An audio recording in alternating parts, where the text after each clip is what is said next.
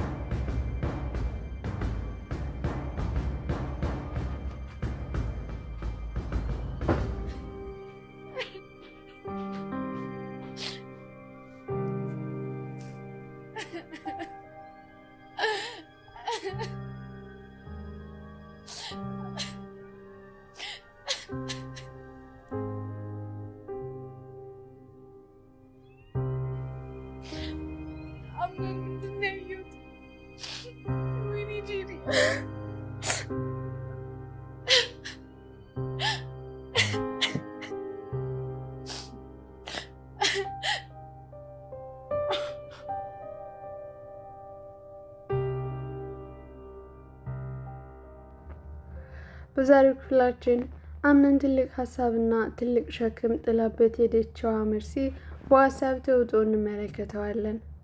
በሌላ በኩል ሲፈን የማትበገር ሴት መሆኗን እያወቀችና የራሷን ህይወት ነፍሷን በቁማር አስይዛ የምትጫወተዋ የወንድሟን ልጅ ውድቀት የምትመለከተዋ ሾካካ መርሲን እናያለን። በዛሬው ክፍላችን ለየት የሚያደርገው ነገር ሁሉም በሚስጥር የተያያዘ ቢሆንም ግን ደግሞ ፈንድቶ ራሱ በራሱ ከአቅም በላይ ሆኖ መላ ቤተሰቡን እርስ በርሱን የሚያነካካና አንዱ ለአንዱ ጠላት እንደሆነ አንዱ ለአንዱ እንደማይተማመን የሚያሳይ ነው። ሰላም እንዴት ናችሁ? የናነ ዩቲዩብ ቻናል ቤተሰቦቼ ሁላችሁንም ሰላም እያልኩኝ አዳዲስ ቤተሰቦች ካላችሁ እንኳን ደህና መጣችሁ። አረፍ እያላችሁ ቤቱን ተቀላቀሉት። እንዲሁም ነባር ቤተሰቦቼ ስለምታበረታቱኝና ስለምትከታተሉኝ እያመሰገንኩኝ ሁላችሁም ላይክ እና ሼር እያደረጋችሁ እንዲሁም ሀሳብ አስተያየታችሁን በኮሜንት ሴክሽን ላይ አስቀምጡልኝ። ወደ ዛሬ ክፍላችን ስመለስ ድር ተከታታይ ድራማ እያዝናናና እያስተማረ እንዲሁም ፈገግ ሲያስብል በሌላ በኩል ደግሞ ሲያስለቅስ እናየዋለን። ታዲያ በዛሬ ክፍላችን ፓርት 30 ይሆናል ማለት ነው። በክፍል 30 የምናየው እንግዲህ ሚስጥሩ ሁሉ ይፋ እንደሆነና አንደኛቸው በአንደኛቸው ጦርነት እያስነሱ መሆናቸውን እንመለከታለን። ታማ የተኛቸው ሴት እንኳን ፔሊን ሳይቀር በማታውቀው ነገር ጠላት በዙሪያው እያንዣበበባት መሆኑን ፍጹም ባለማወቋ የራሷን ዓለም የምትኖር ሴቱን እንመለከታለን። በዚህም ከጀርባ እየተጎዳች ያለችዋ ጀሪ ስሜቷን መቆጣጠር አቅቷትና ያየችውን ነገርም ለማመን እስኪከብዳት ድረስ በቅናት ቅጥል ስትልም እናያለን። ቅናቷ ፊቷ ላይ የሚነበብ መሆኑን ራሱ እስኪታወቅባት ድረስ እና ዛራ እንኳን በአቅሟ ሰራተኛ የዚህን ያክል ምን ነው ቅናት የሚያስቀናሽ ነገር ምንድን ነው? ለምን አትረጋጊም ብትላት እንኳን እሷ እንዳልቀናች ራሷን መሸወድና በራስ መተማመን ሞራሏ ውድቅ እንዳለባት እናያለን። ፔሊን ልጄ በቅርቡ ነቅታ ወደ ጤንነቷ እንድትመለስልኝ እያለች የዘወትር ጸሎታ የምታደርሰዋ እናት ዛህራ ሀሳቧም ሆነ ሙሉ ትኩረቷ ከፔሊን ጋር ነው። ምክንያቱም ባትወልድም የእናትነትን ክብር ስላሳየቻት በጣም ነው የምትወዳት።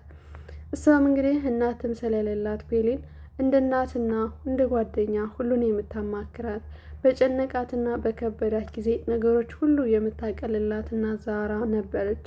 ታዲያ አሁን ላይ እናት ዛህራ እንግዲህ ያን ሁሉ ታሪክ አብራ ካሳለፈች በኋላ የፔሊን ራስ ስቶ የነበረን አለማስታወስ በጣም ነበር የከበዳት። ይህንን አምኖ ለመቀበል ራሱ የተቸገረው አምነን አሁን ላይ ፔሊንን ለመርዳት የተቻለን ሁሉ እያደረገ ነው። ዶክተርም ካስመጣላት በኋላ እንግዲህ ዶክተሯ ጤንነቷ በጣም አሪፍ ቢሆንም ይህ ነገር ግን ከስንት አንድ ይከሰታለኝ ወደ ቀድሞ ጤንነቷ ትመለሳለች ብሎ ለመናገር በጣም ስለሚከብድ፣ ግን እናንተ የተቻላችሁትን ነገር ከዚህ ቀደም የሚያስደስታትን እያንዳንዱን ነገር ማድረግ አለባችሁ። ይህ ለእሷ ትልቅ ነገር ነው፣ ይጠቅማታል። ትውስቷ እንደዛ ካልሆነ ቀስ በቀስ እንግዲህ የሚፈጠረውን ቀን ያውቃል በማለት ለአምነን ነግረው ነበር። አምነንም እንግዲህ ቀድሞ ጤንነቷ በደንብ እንዲመለስላት የተቻለውን ቢያደርግም አንድ ነገር ግን ፔሊን ምን ትወዳለች የሚለው ለሱ ግራ ገብቶት ነበረ። ከዛም እንግዲህ ኩሽና ገብቶ የማያውቀውን ለሚወዱት ሰው እኮ ብዙ ነገር ይከፈላል። ግን እውነት አምነን በጣም ኩሩ ሰዎችን እንኳን አንዴ ተናግሮ ድጋሜ ምላሽ የማይሰጣቸውና አንድ ቃል እንዲናገሩ እንኳን የማይፈቅድ ሰው ነው። አሁን ላይ ግን ፍቅረኛው ናት፣ በጣም የሚወዳት የሚሳሳላት። ለፍቅሩ ሲል እንግዲህ ኩሽና ሂዶ ሰራተኛን እስከ መጠየቅ ድረስ መስዋዕት እየከፈለ እናያለን። ይህ ደግሞ ሰው ሲቸግረው የትኛው መስዋዕት እንደሚያደርግ ግልጽ ነው። ማለትም ከዚህ ቀደም አንወዳቸውም፣ አንፈልጋቸውም። እነሱ የእኛን እርዳታ የሚፈልጉ እንጂ እኛ የእነሱን እርዳታ አንፈልግም የምንላቸው ሰዎች ነበሩ። አሁን ላይ ግን እነዛ ሰዎች ለእኛ መፍትሄ ሆነው ብዙ ጊዜ የምናያቸውም ከጎናችን ሆነው የማይጠፉ እንዲሁም ደግሞ በችግራችን ጊዜም የሚደርሱልኝ እነዛ ሰዎች ናቸው። ያም ደግሞ እነዛ ሰዎች በእኛ ዘንድ የተናቁ ናቸው። እነሱ ግን ሰው ምን እንደሆነና ክብራቸው ምን እንደሆነ ሰው እንደማይንቁና በሁሉ ነገር ደግ ነው ልብ በመልካም የሆነ ሰዎች ደግሞ በዙሪያችን ብዙ አሉ። ግን እኛ ቼክ አናረጋቸውም። ታዲያ ይህን ስላችሁ አምነንም እንግዲህ እናት ዛህራን አንድ ነገር ተናግሮ እሱ ምላሽ እንድትሰጥ እንኳን የማይፈቅድላት የነበረችዋ ሴት አሁን ግን ለፍቅረኛው ሲል ዝቅ ብሎ ኩሽና ወጥ ቤት በመሄድ እንግዲህ ምን ትፈልጋለች? ከዚህ ቀደም እሷ ምን ያስደስታታል? ከኔ ይልቅ አንቺ በደንብ ብዙ ነገር ታውቂያለሽ፣ እኔ ምንም የማውቀው ነገር የለም። ይህን ደግሞ ያዘዘች ዶክተሯ ናት በማለት ወደ እናት ዛህራ ይሄዳል ማለት ነው። እናት ዛህራም እንግዲህ ፊቷንም አልነሳቸውም። የኔ ልጅ እሷ ብትድንና ወደ ቀድሞ ጤንነቷ ብትመለስ የኔም ልቤ ይረጋ ነበረ። የኔም ምኞቴ እኮ እንደዛ ነው። ግን አንድ ነገር ታውቃለች ታሪክ ስትለው በጣም ይደነግጣል። እኔ ታሪክ እኮ ሰምቼም ተነግሮኝም አያውቅም። ከዚህ ቀደም ግን ታውቂያለሽ እሷ ፀጉሮችን እየዳበሰች ለእኔ ትነግረኝ ነበረ። እኔ ግን ማውራት አልችልም። ይህን ነገር እንዴት ልናገር እችላለሁ ሲላት፣ አረ ችግር የለውም እኔ ነግርህና ወስደህ ትነግራታለህ ትለዋለች። እሷም እንግዲህ ታሪኩን ትነግረዋለች ማለት ነው። ከዛ እሱም እንግዲህ ደስ እያለው ከፔሊን ክላስ በመሄድ እንግዲህ ይህን ታሪክ ይናገራል ማለት ነው። መጨረሻ ላይ ግን ጄሪ መታ ስታይ በጣም ነበር የተናደደችው። ምክንያቱም አምነን ጊዜ ያስፈልገኛል ፍቅር እየቀነሰ ነው ስትለው ለሱ ጊዜ ይኖረናል፣ አሁን ላይ ግን ላንቺ የሚሆን ጊዜ የለኝም ስላላት በጣም ትናደድና ነገሮቹ ሁሉ ጭንቀት ላይ ስለሆነ ነው እንጂ ሌላ ሰው ጋር ልቡ ሂዶ ነው ብላ አላሰበችም ነበረ። አሁን ባየችው ነገር እንግዲህ አምነንና ፔሊን አንድ ላይ ሆነው ፀጉሯን እያነካ ታሪኩን ሲነግራት እሷ ምለሽ ትላለች። ይህን ያምነን ሆዬ ምለሽ በዛው ማለት ነው። በሩን ከፍታ ስታይ እንግዲህ ፔሊን እና አምነን አንድ ላይ ሆነው ስታይ ጄሪ በጣም ትናደዳለች። እሪ ያዙ ይልቀቁ ትላለች ማለት ነው። ባየችው ነገር በጣም ነው የደረገጠችው። አይደለም እሷ ነው የራሱ ደንግጫለሁ። ምክንያቱም አንድ ባለትዳር ወንድ ሚስቱን ትቶ ሌላ ሴት ሲሄድ የሚሰማው ስሜት በጣም ከባድ ነው። ያው ፍቅር ደግሞ እሷ አስገድዶት ያን ነገር ሊያደርግ ይችላል ማለት ነው። መለስ ብለን ህይወቷን በቁማር ያዘዘችዋ ሾካካዋ መርሴን እንመለከታታለን። ሾካካዋ መርሴን ከዚህ ቀደም ከሲፈን ጋራ በጋራ ሆነው ይሰሩ ነበረ። ታዲያ በሆነ ነገር ይጣላሉ። ያ ሀሳባቸው ውድቅ ሆኖ ሁላቸውም በየግላቸው ዓለም ይኖሩ ነበር ማለት ነው። መርሴን የራሷን ሚስጥርም በሲፈን እጅ አለ። እንደገና የሲፈን ሚስጥርም ደግሞ በሾካካዋ መርሴም አለ። ሾካካዋ መርሴ እንግዲህ የራሷን ጥቅምና የወንድሟን ልጅ ውድቀት ለማየት እንግዲህ አንድ የስራ ስምምነት ታቀርብላታለች ማለት ነው። ታዲያ ይህንንም ስታቀርብላት ፍጹም መስማማት ያልፈለገችዋ አንቺ እንድታዝዥኝ ማን አደረገሽ? እኔና አንቺ እስካሁን ስንሰራ የነበረው እኩል ሀሳብ አንድ አይነት አስበን አንድ አይነት ስራ ነው የምንሰራ እንጂ አንቺ አዛዥ እኔ ታዛዥ ሆነን በፍጹም አላውቅም። እኔ ደግሞ ይህን ነገር አላደርግልሽም ብላ ትክዳታለች ማለት ነው ሲፈን። ታዲያ ምንም ደግሞ ማምለጫና ለራሷ ገንዘብ ስትል የትኛውንም ነገር እንደምታደርግ ቃል የገባችውና ከወንጀለኞች ጋር ተባብራ ደግሞ የአምነንን ድርጅት ለማጥፋት የተሰለፈችው መርሲን ይህን ነገር የማታደርጊ ከሆነ ከዚህ ቀደም የሰራሽውን እያንዳንዱ ነገር ለአምነን እናገርና ያኔ ጉድሽ ይፈላል፣ ብታስቢበት ይሻልሻል ስትላት ይህንን ያደረግሽለት የሞት ህይወትሽን አንድ እርምጃ እያፈጠንሽ መሆኑን እመኚ፣ እገልሻለሁ፣ አለቅሽም በማለት እንግዲህ ሲፈንም ፎክራባት ነበረ። ሲፈን እንደፎከረችው ደግሞ ሂዳ ለአምነን ትናገራለች ማለት ነው መርሲን።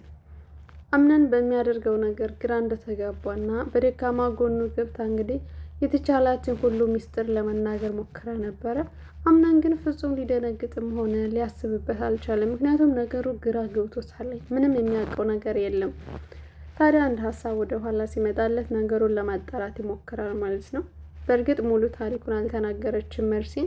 ጀማምራ ነበር የተወችለት። እሱም ደግሞ ሙሉ ታሪኩን ስላላወቀ ግራ ይጋባል ማለት ነው። የኔን ውድቀት የሚመኝ ሰው ማን ነው? ይቺ ሴትስ ማናት? የሚለው ለራሱ ግራ ተገብቶ እናያለን ማለት ነው። ይህን ስትመለከት የምርም እንደፈረደበት አደረገችው በማለት እንግዲህ ሲፈን ወደ አምነን ስትጠጋ አምነን አንድ ባንድ ይነግራታል ማለት ነው።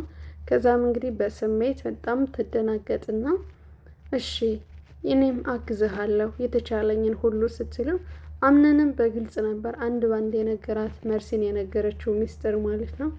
ከዛም በጣም ትናደድና ወደ መርሲን ክላስ በመሄድ መርሲን አገር ሆዬ ሰላም ነው በማለት ዘና ብላል ወቅ ስታረግ እንግዲህ ዘላ ጎሮሮዋን ታንቃታለች ማለት ነው። ከዛም እንግዲህ ክላስ ወስዳ የፈለገቻትን አድርጋታለች ማለት ነው። ስለተከታተላችሁኝ አመሰግናለሁ።